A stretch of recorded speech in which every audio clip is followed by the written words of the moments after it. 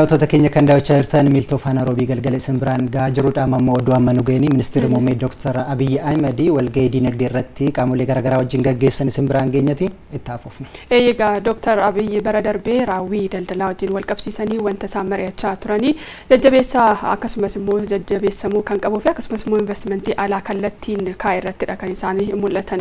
Ministeerri muummee Dr. Abiy Ahmed joottan lamaan darbanii hir'isuuni qaala'insa gatii raawwiin ashaaraa magariisa olaanaa hojiileen tola ooltummaa dabalii maallaqaa ala ergamuu fi raawwiin hojii teknooloojiidhaan deeggarame kan ittiin galmaa'e ta'uusaas mirkanaa'eeras jedhanii jiru. Milkaa'ina bara darbee argame kana cimsanii itti fufsiisuun baay'ee barbaachisaa akka ta'es ministeerri muummee Dr. Abiy Ahmed maricha irratti ibsanii jiru.